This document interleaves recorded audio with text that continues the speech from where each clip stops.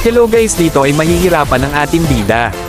Bago mapunta dyan, panoorin nyo hanggang dulo ng video na ito. Kung hindi ka pa naka-follow sa akin, baka naman. Dito walang marksman ang kalaban. Pagkatapos ko makuha ang blue buff, pumunta agad ako ng red buff ng kalaban, pero bigo ang ating bida dahil nakuha na pala ito. Dahil mabait ang ating bida, isusunod na natin ito. Gago! At dito dumalaw ako sa gold lane at nabigyan ko dito si Raichu.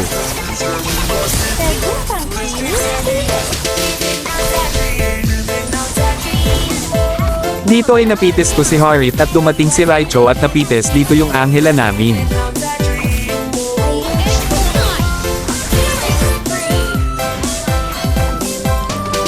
Dito dumalaw ako ng mid lane at napitis ko yung Chonak. Dito ay nagkaroon ng digmaan sa turtle, dali-dali pumunta ang ating bida at nakuha nito ang mahiwagang basbas ng turtle at sinabay ko na si Gus Ion. Nice.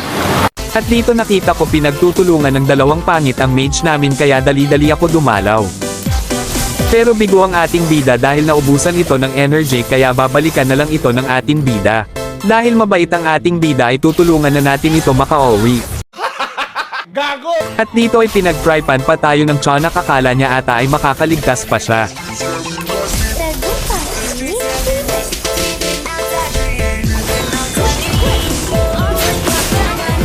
Ayan, tulog ka muna. At dito inaabangan na pala ako ni Raichu, kasamaan palad bigo siya patumbahin ang ating bida at dito ay hindi pa siya nadala, kaya sinama ko na sa blue buff.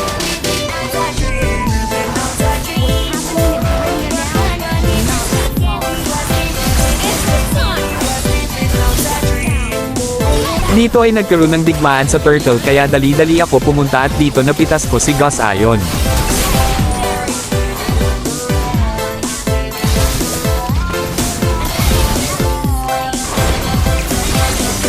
Dahil napitas namin ang tatlo, kaya sa amin mapupunta ang basbas ng turtle.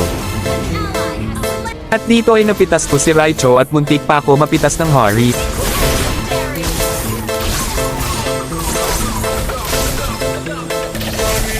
Buti na lang binigyan ako ng basbas ng turtle. Dito ay pinagtulungan pa ako ng dalawang pangit, kasamaan palad bigo sila patumbahin ang ating bida, kaya sila pa ang napitas ko.